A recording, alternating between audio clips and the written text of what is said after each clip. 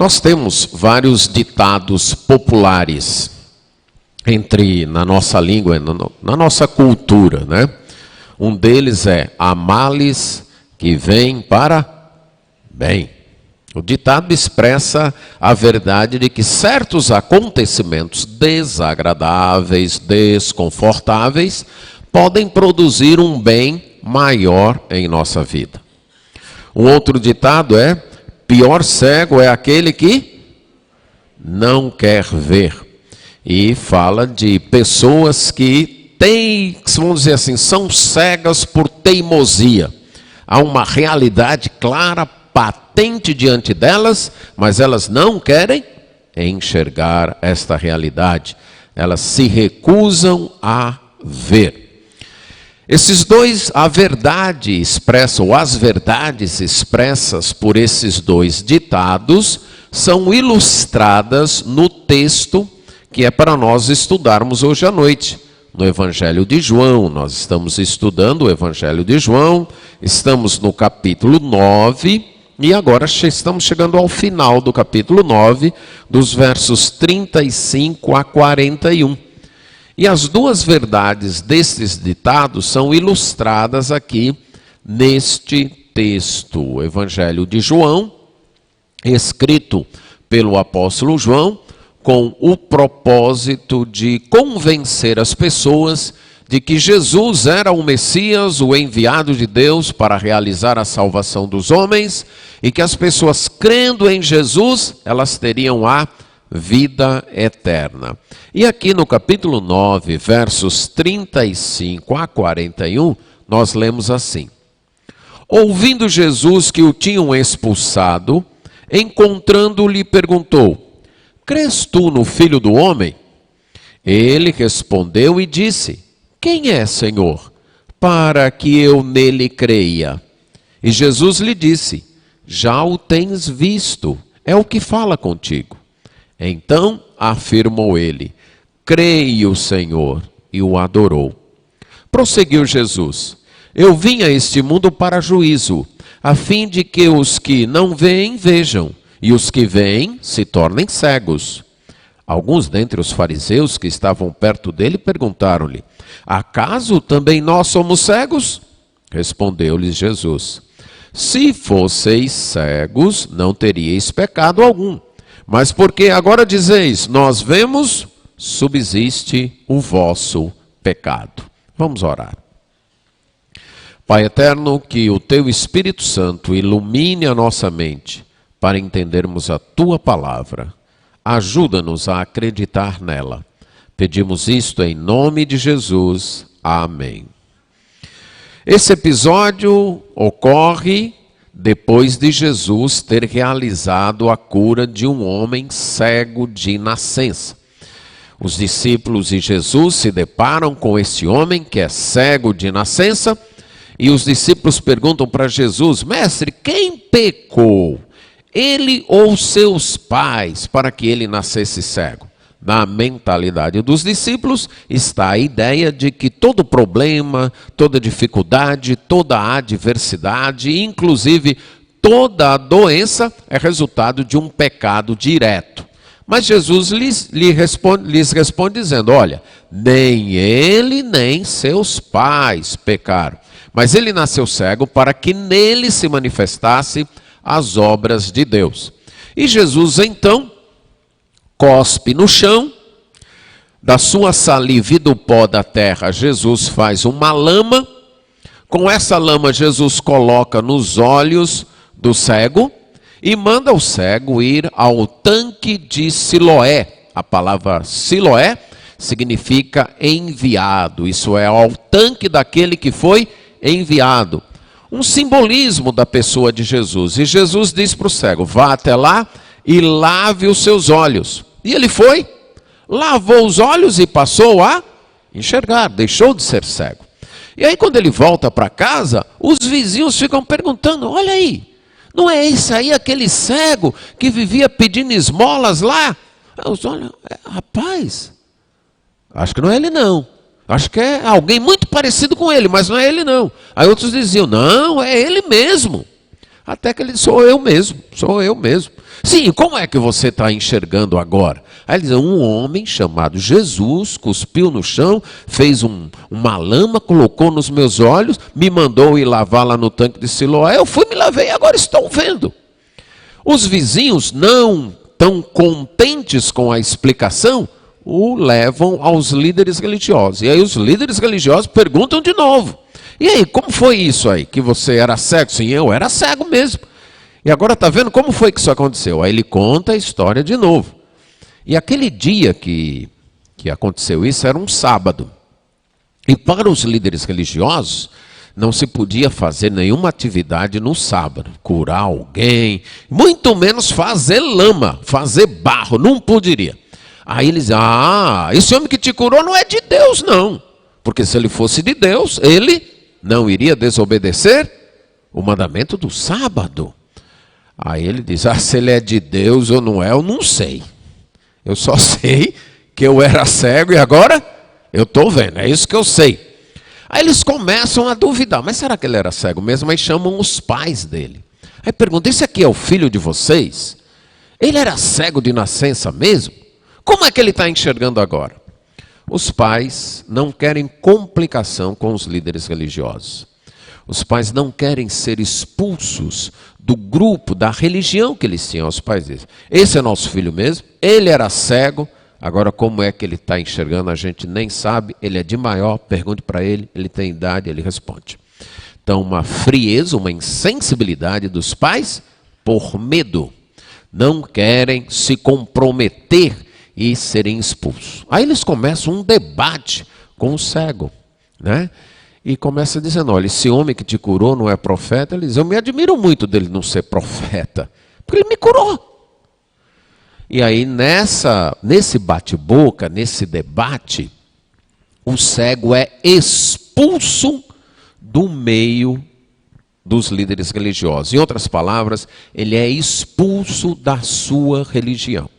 Então nós temos aqui um homem que era cego, recebeu uma grande bênção que foi a cura, passou a enxergar, mas ganha com isso um bocado de problema também, certo?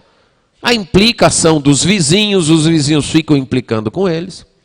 Os seus pais o deixam de lado, o abandonam, se vira aí. Ninguém mandou você ser curado. Se você tivesse continuado cego, você não estaria no meio desse problema. Agora que você está enxergando, se vire aí, se defenda sozinho. Nós não vamos nos meter nessa briga aí por você. E ele acaba sendo expulso do meio da sua sociedade, do seu meio religioso. E aqui eu quero destacar a primeira lição de duas que eu quero destacar nesse texto. Não se preocupe se por defender a verdade sobre Jesus, se você for abandonado. Não se preocupe. Jesus vai te receber. Jesus vai te acolher. Não tenha medo. Se você for perseguido, for abandonado, for deixado de lado, por defender a verdade a respeito de Jesus. Jesus vai te acolher. O Salmo 27:10 vai dizer, mesmo que meu pai e minha mãe me abandonem, o Senhor me acolherá. O Senhor vai me receber. E essa verdade é ilustrada aqui. Diz que Jesus ouviu que esse homem tinha sido expulso, lançado fora, expulso lá do meio dos judeus. E Jesus o procurou, essa é a ideia. Quando Jesus ouviu que ele tinha sido expulso, Jesus o procurou. Lá em João, nesse mesmo evangelho de João, no capítulo 6, verso 37, Jesus diz assim, todo aquele que o Pai me dá, esse virá a mim, e o que vem a mim, de modo nenhum, lançarei fora. Lançar fora é a mesma palavra na língua original, que na minha versão aqui foi traduzida no capítulo 9, 35, como tinham expulso. Eles tinham lançado fora. Os homens lançaram fora aquele que um dia fora cego, mas agora enxergava. Por quê? Porque ele estava defendendo Jesus. Ele estava dizendo que Jesus não era pecador, como eles diziam que Jesus era. E por ele defender Jesus, ele foi lançado fora. Mas Jesus o busca e o encontra. Jesus foi até encontrá-lo. No capítulo 10, verso 4, é dito, aí de João, que Jesus lança fora, ou faz sair para fora, todas as suas ovelhas. Você só passa a seguir Jesus depois que você deixa o mundo. Depois que você é expulso do mundo. Depois que você é expulso de suas crenças erradas. Depois que você é expulso de sua cegueira espiritual. É aí que você é acolhido por Jesus Cristo. Esse homem foi expulso, mas não ficou desamparado. Jesus o acolheu. E no capítulo 10, verso 4, que nós veremos numa próxima pregação, Jesus vai fazer essa comparação, explicando esse evento, tratando exatamente disso que aconteceu com esse homem. Jesus diz, é assim que eu faço. Eu tiro as minhas ovelhas para fora. Eu não as deixo no meio do mundão.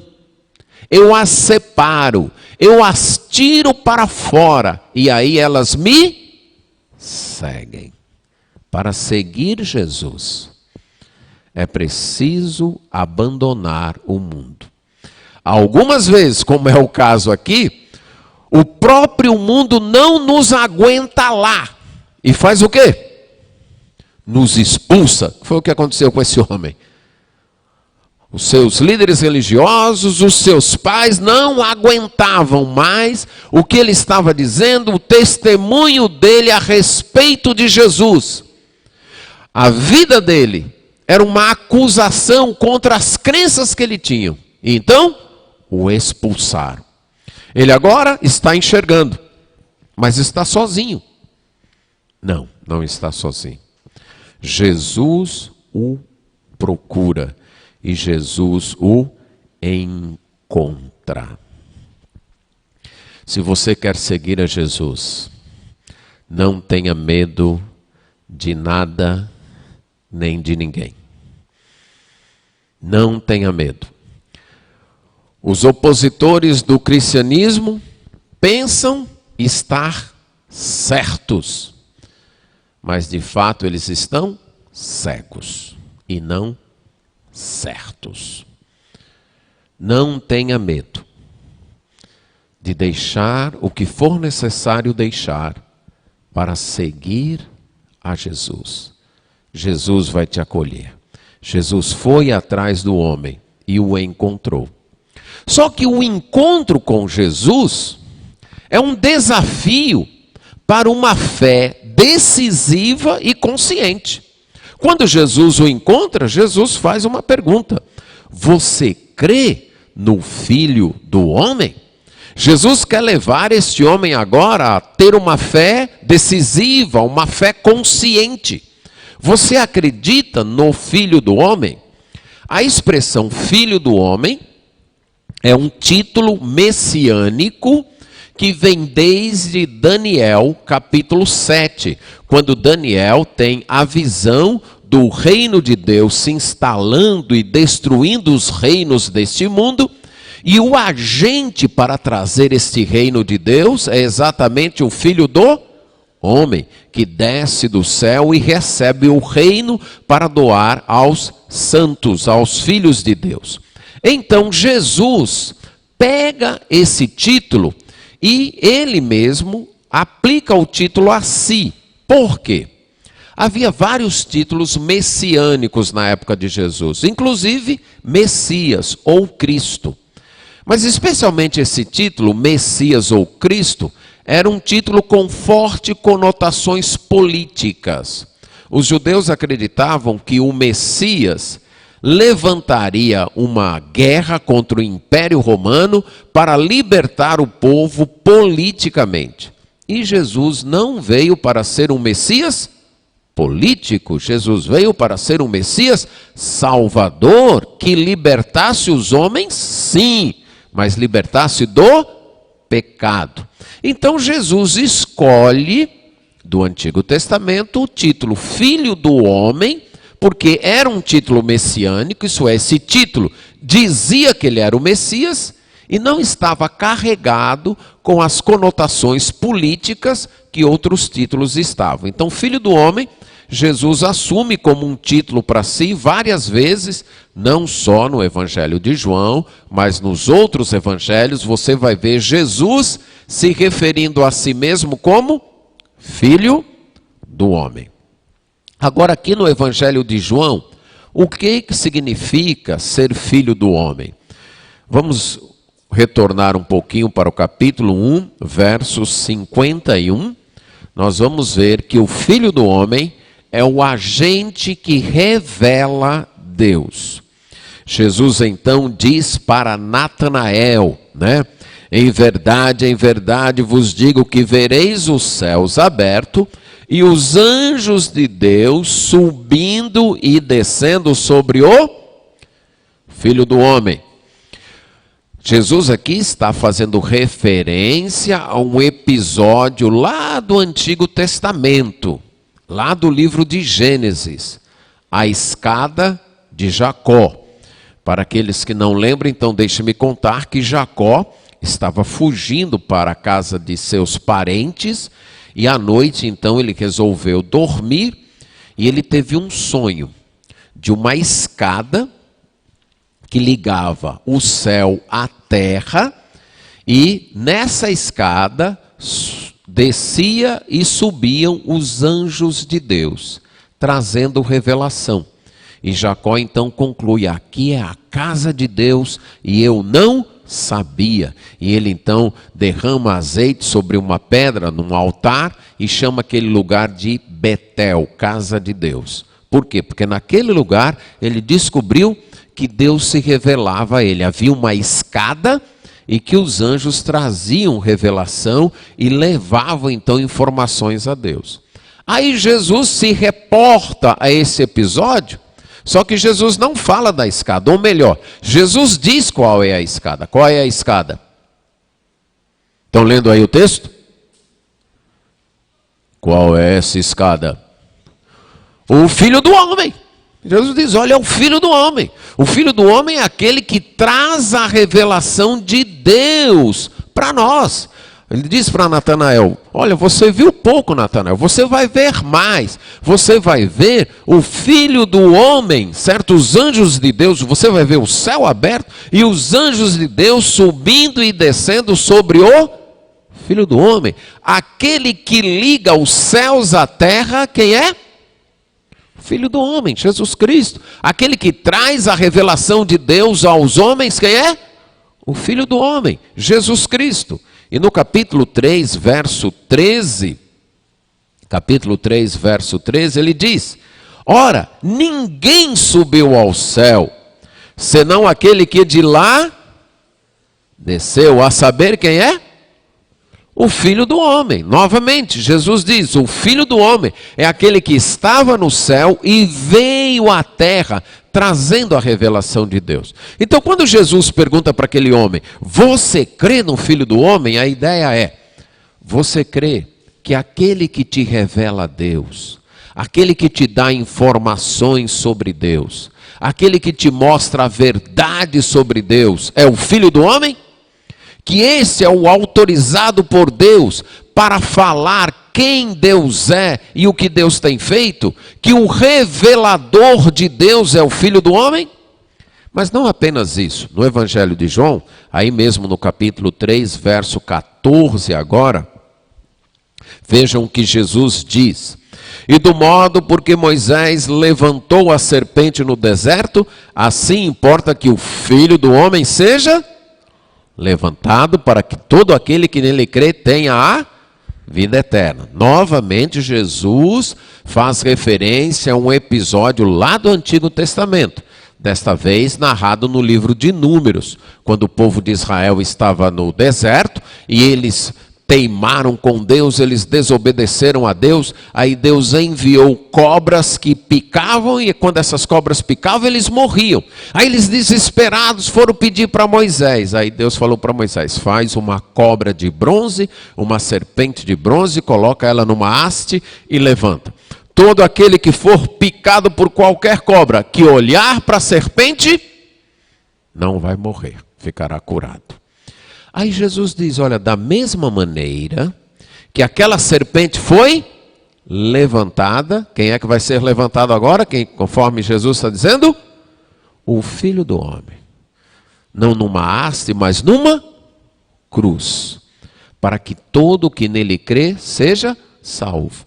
O Filho do Homem é o revelador de Deus, mas o Filho do Homem também é o Salvador enviado por Deus. Aquele que veio para salvar, aquele que veio para dar a sua vida em resgate. Essa verdade vai ser repetida com outra linguagem no capítulo 6, verso 27 e verso 53.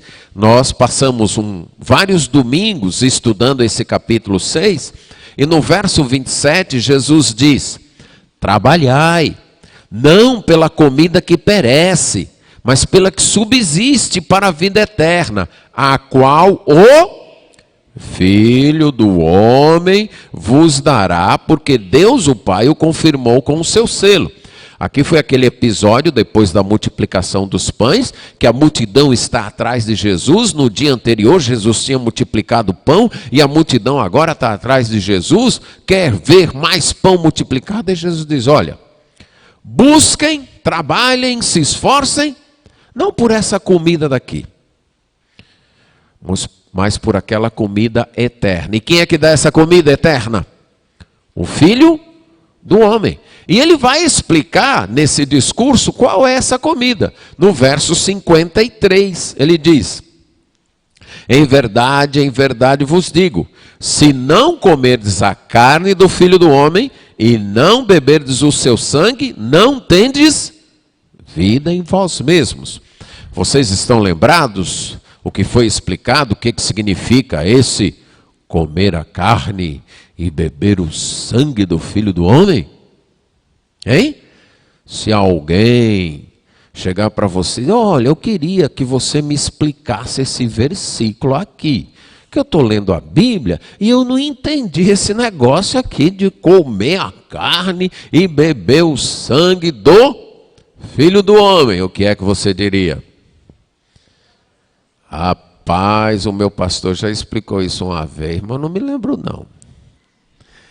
Certo? Mas eu tenho certeza que você se lembra sim. Eu só vou contar para os que não estavam aqui no dia que eu expliquei. Não é para você que estava, tá bom?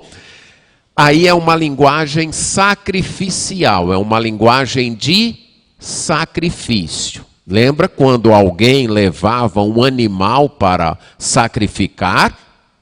Ele confessava os seus pecados, colocando a mão sobre o animal, como que dizendo: esse animal vai morrer em meu lugar, vai pagar por mim. Tanto é que nós temos em português a expressão bode expiatório, o bode que paga no lugar dos outros. Então havia a pessoa lá, sacrificava, e depois aquele sangue era derramado na base do altar, e aquele animal era comido, depois de assado lá no altar, pelas pessoas. Então eles comiam o sacrifício. Jesus está se referindo a isso, que ele agora, o Filho do Homem, é o sacrifício. Ele vai ser oferecido na cruz, vai derramar o seu sangue, vai dar o seu corpo. Mas e agora? Como é que nós comemos essa carne e bebemos este sangue? Ele explica: pela fé, crendo nele. Quando nós cremos nele, nós nos apropriamos deste sacrifício que ele fez. Não é mais um sacrifício de animal, não precisamos mais fazer. O sacrifício foi feito pelo Senhor Jesus Cristo. Ele morreu na cruz pagando pelos nossos pecados. Então, qualquer pessoa que confia nisso, que acredita nisso, é como se estivesse comendo a carne e bebendo o sangue, desfrutando dos benefícios do sacrifício. Então, o Filho do Homem é o revelador, aquele que traz a revelação de Deus para nós, mas também é o Salvador, aquele que deu a própria vida para nos salvar. Então, quando Jesus pergunta para aquele homem: você crê no Filho do Homem? Você acredita que o Filho do Homem é o revelador de Deus, aquele que traz a verdade sobre Deus? Você acredita que o Filho do Homem é o Salvador, aquele que perdoa os nossos pecados e que nos dá vida? Mas em terceiro lugar, agora voltando para João 5, verso 27, Jesus fala de si mesmo assim, do Pai, que o Pai lhe deu autoridade para julgar. Por quê? Por quê? É o Filho do Homem. Ele é o revelador, ele é o salvador, mas ele também é o juiz. Ele virá julgar. Então, quando Jesus pergunta para aquele homem: você crê no Filho do Homem? Jesus está querendo que ele pense a respeito destas questões. Aquele que desde o Antigo Testamento, lá em Daniel 7, foi prometido para trazer o reino de Deus, revelando a verdade de Deus, fazendo um sacrifício que trouxesse salvação e sendo o juiz. Jesus então quer confrontar este homem com a verdade. Esse encontro com Jesus é um encontro para que o homem aprenda mais e ratifique sua fé. Voltando lá para o capítulo 9, quando Jesus pergunta: você crê no Filho do Homem? Qual é a resposta dele? Quem é, Senhor, para que eu nele creia? Esse homem, ele demonstra uma capacidade de percepção muito boa. Antes de crer, ele quer saber, ele quer conhecer. Fé exige conhecimento. E é isso que Deus requer de nós. Ele não quer que a gente tenha uma fé vazia, uma fé ingênua, certo? Como ouvirão se não há quem pregue? Como pregarão se não forem enviados? E aí o texto continua e diz: e a fé vem pelo ouvir a pregação da palavra de Deus. Para crer, você precisa ter um conteúdo de crença e um conteúdo correto.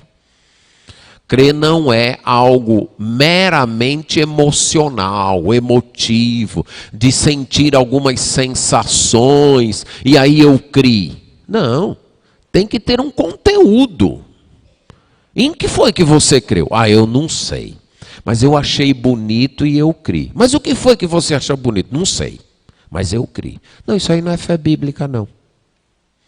A fé bíblica, ela sabe em que ela crê. Ela sabe. O que foi que você creu? Aí o cego disse: eu, quem é? Para que eu nele creia. Se o Senhor me mostrar quem é, eu vou crer. E aí Jesus, com a mesma graça que buscou aquele homem, também se revelou. Jesus diz: olha, você já o tem visto. É aquele que está falando com você. Os seus olhos foram abertos. Você agora pode vê-lo. E ele está aqui diante de você. Agora você pode ver e enxergar o Filho do Homem. Ele está aqui diante de você. O sumo sacerdote não viu em Jesus o Filho do Homem. Lá em Marcos capítulo 14, verso 62, quando ele está interrogando Jesus antes da crucificação, e ele diz: você é o Messias? Ele pergunta para Jesus: você é o Cristo, isso é o Messias, o Filho de Deus bendito? Aí Jesus responde no verso 62, eu sou. E vereis o Filho do Homem, assentado à direita do Todo-Poderoso e vindo com as nuvens no céu. Aquele sumo sacerdote não quis ver em Jesus o Filho do Homem que veio para salvar. Quando é que ele iria ver, quando é que ele vai novamente ver o Filho do Homem? No juízo final. Quem se recusa a ver o Filho do Homem hoje, ainda vai ver o Filho do Homem. Mas no juízo final, quando ele vier para julgar, aí vai ver o Filho do Homem.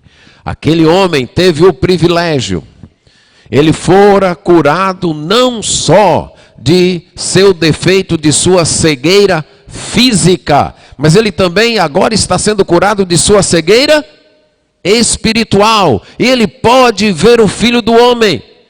E aí, quando Jesus diz isso, volte para João capítulo 9, verso 38, o que ele faz? Creio, Senhor, e o adorou. Fé verdadeira adora. Fé verdadeira adora. Esta palavra adorar literalmente é prostrar-se, ajoelhar-se. E a ideia que ela traz desde o Antigo Testamento é reconhecer a superioridade da pessoa e eu me prostro em submissão. Eu me coloco como um servo, submisso, reconhecendo a autoridade, a superioridade de Jesus, reconhecendo que Jesus é Senhor, que Ele tem o direito de mandar em mim, e que agora eu vou segui-lo, eu serei um seu discípulo. Essa ideia de adorar aqui, esta palavra que foi traduzida como adorar, transmite as ideias de reverência, submissão, temor, gratidão. Tudo que tem a ver com um ser superior, ao qual eu me sinto devedor, e eu me prostro diante dele. No Evangelho de João, ela foi usada no capítulo 4, versos 20 a 25, naquele diálogo de Jesus com a mulher samaritana, onde entra o debate de onde se deve adorar a Deus. Aí Jesus diz que Deus busca os adoradores que o adorem em espírito e em verdade. E também no capítulo 12, verso 20, quando fala dos gentios vindo adorar a Deus. Fora isso, ela é usada 2 outras vezes. Quando Tomé adora Jesus, depois da ressurreição, e aqui. E o evangelista quer nos dizer uma coisa de modo muito claro. Quem é que deve ser adorado? Deus. E se esse homem está adorando Jesus, é por quê? Jesus é Deus. E ele reconhece isso. Ele está diante de Deus. E ele se prostra e adora Jesus. Se você de fato crê em Jesus, você vai adorar Jesus.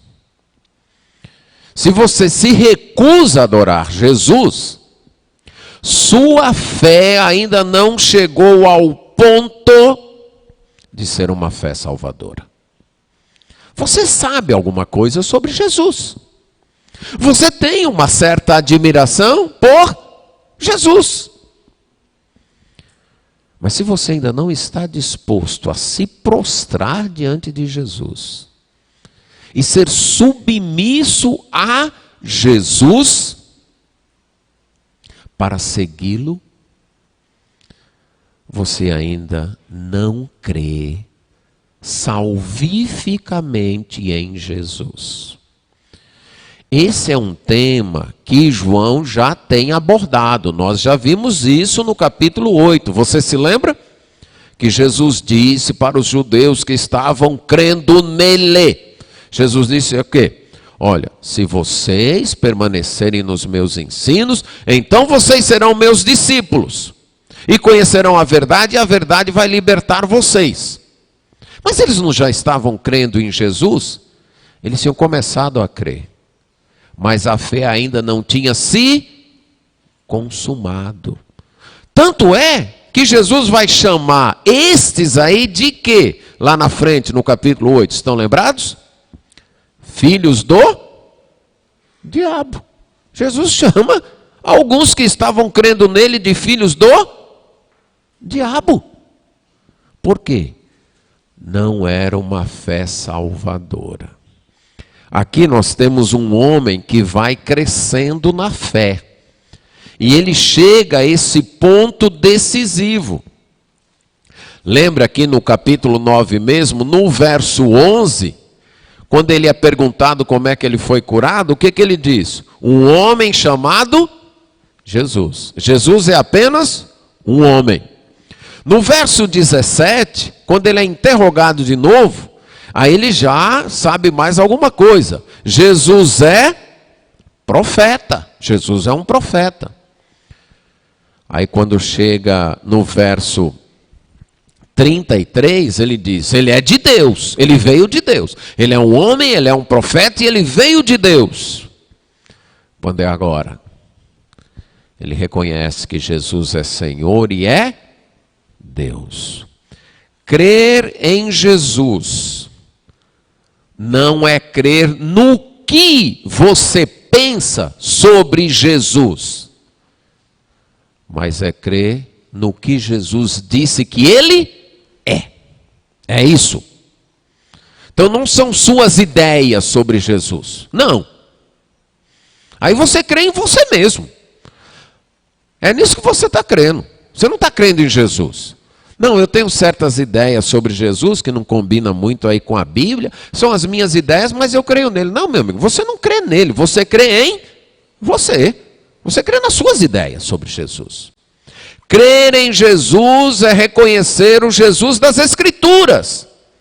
O revelador de Deus, o Salvador atestado por Deus, aquele que voltará para ser juiz e aquele que é Senhor e Deus e deve ser adorado e deve ser seguido e deve se submeter a Ele e fazer a vontade dEle e segui-lo. Isto é crer em Jesus. Essa é a fé que você tem? Ou você é um mero fã de Jesus? Ah, eu sou fã de Jesus de carteirinha. Ah, eu admiro muito Jesus. Ah, eu até gosto de alguns ensinos de Jesus. Essa crença não é suficiente para salvar você. A crença que salva é aquela que diz eu creio e então se prostra diante de Jesus. Segue Jesus. Adora Jesus. Reconhece que Jesus é o Senhor.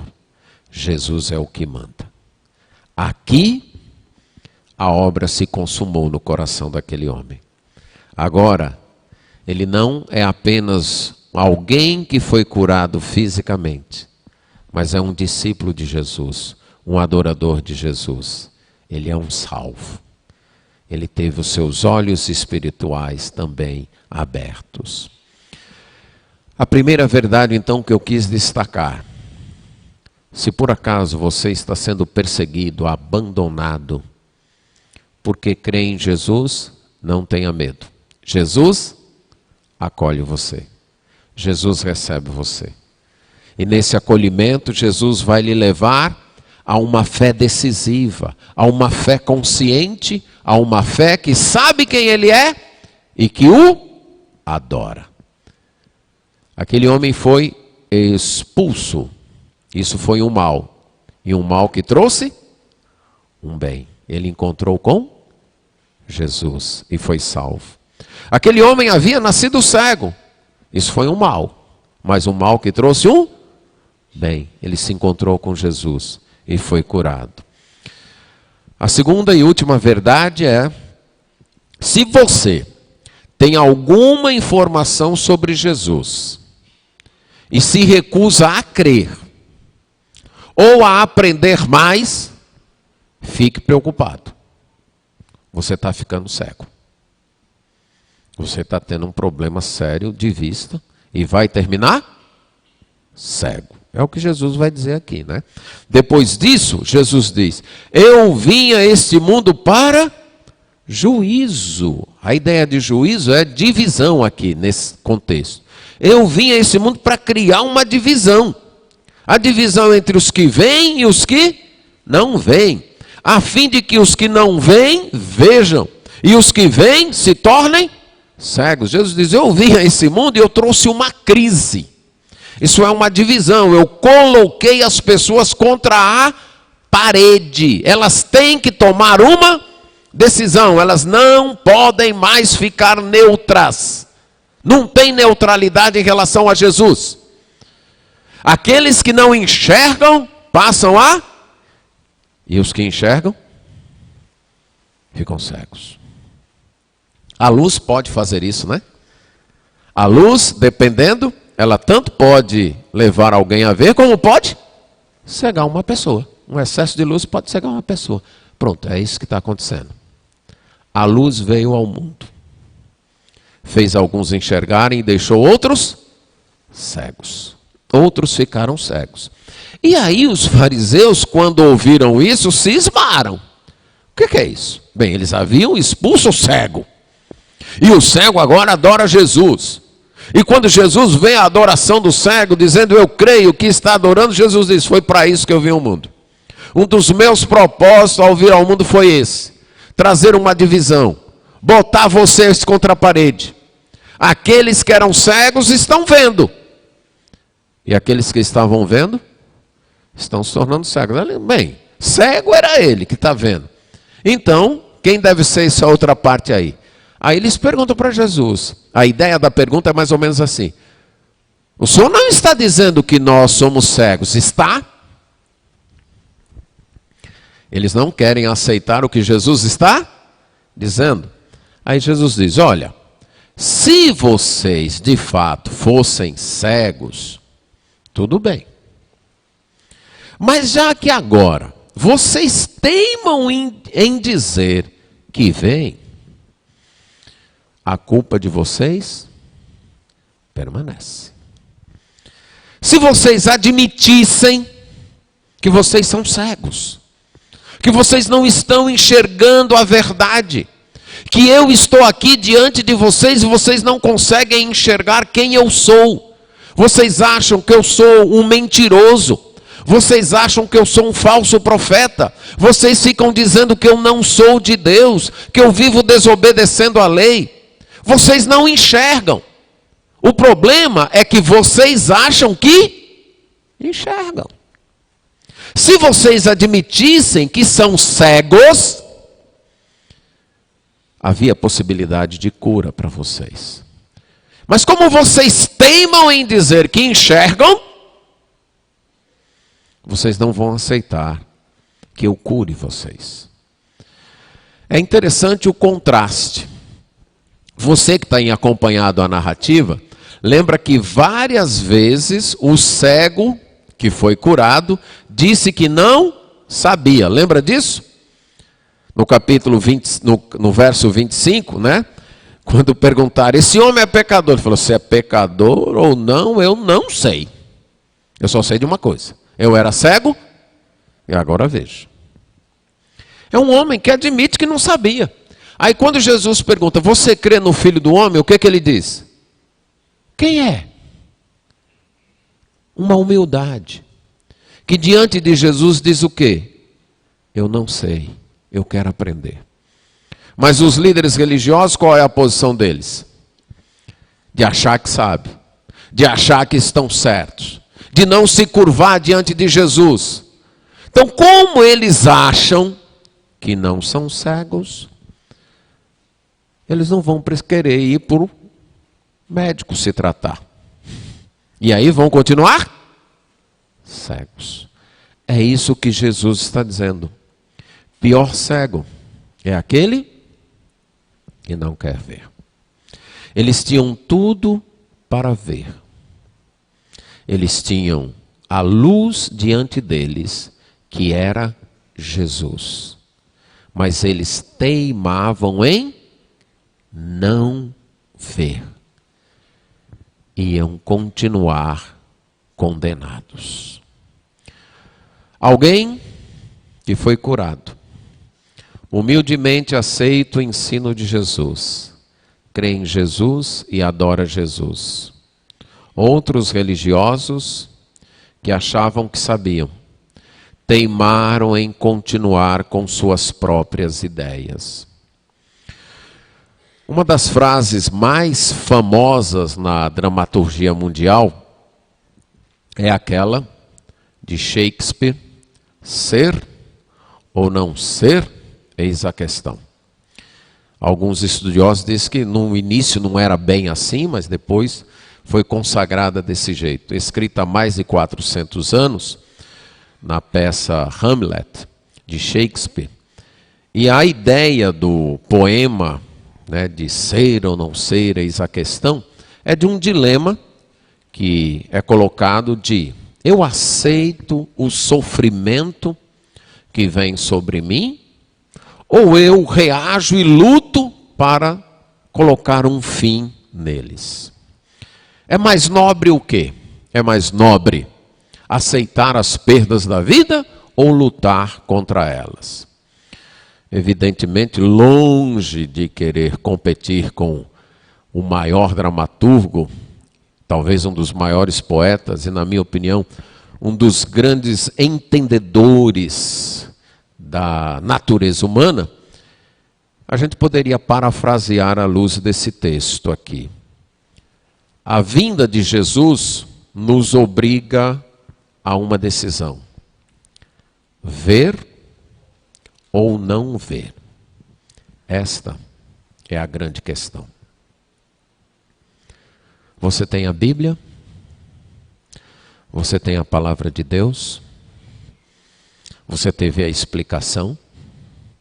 Você que está vindo vários domingos aqui, teve várias vezes a explicação? Você quer ver? Você quer mesmo ver? Você quer de fato enxergar Jesus? Ou você quer um alívio temporário para a sua vida? Você quer reconhecer que você está cego? Ou você quer continuar achando que está certo e não cego? Você quer mesmo caminhar na luz ou continuar na escuridão? Você quer submeter-se à vontade de Jesus ou continuar sendo o dono da tua vida? Recusando-se a enxergar que você não consegue, você não tem sabedoria, você não tem poder para controlar a tua própria vida. Você não tem, como eu não tenho. Deixados por nós mesmos, nós estamos perdidos nesse mundo. Perdidos. Não sabemos fazer nem as escolhas mais prosaicas da vida. Quanto mais a escolha eterna. Você quer mesmo enxergar o que você é e quem Jesus é? Ou você está brincando de religião? Brincando de adorar? Tentando domingo após domingo acalmar sua consciência, mas adiando cada vez mais sua decisão de enxergar que eu sou um pecador condenado e preciso de Cristo, E sem ele eu vou para o inferno. Essa é a verdade. E você fica debatendo, discutindo, arrumando desculpa daqui, desculpa dali, para não acertar sua vida. Achando que está certo e caminhando para o inferno. Você quer mesmo enxergar? Saiba que ao enxergar, você vai ter que mudar de vida. Ao enxergar, talvez você não seja mais querido e amado pelas pessoas que hoje te aceitam. Ao enxergar, talvez você será questionado. Mas se você quer mesmo enxergar, Jesus é a luz. Clame a Ele agora no seu coração. Coloque sua vida diante dEle. Peça, Senhor, o Senhor curou aquele cego. Cura a mim também. Eu não sei o que é melhor para mim. Eu não sei o caminho para a eternidade. Eu sei que o meu coração é cheio de pecado, isso eu sei. Eu sei que eu te desobedeço vez após vez, isso eu sei. Eu sei que eu sou um grande pecador. Mas eu estou aprendendo que o Senhor também é um grande Salvador. E eu quero enxergar o Senhor na minha vida. Faça essa oração. Pai eterno, recebemos a Tua palavra e reconhecemos que se o Senhor não agir em nosso entendimento, nós somos cegos para ela. Então tem misericórdia de nós. Abre os nossos olhos. Faz-nos ver. Faz-nos enxergar. Faz-nos enxergar o que ela diz sobre nós mesmos. Sobre a nossa condição de pecadores, revoltados contra Ti, amantes desse mundo, que muitas vezes queremos usar a Ti e a religião para conseguir coisas aqui, sem nenhuma preocupação com a vida eterna. Faz-nos ver que precisamos de arrependimento, que precisamos de uma nova vida. E acima de tudo, faz-nos ver Tua graça em Teu Filho Jesus, que ilumina a nossa vida, que nos faz ver a verdade, nos salva e nos livra do juízo. Senhor, faz-nos ver. Em nome de Jesus. Amém.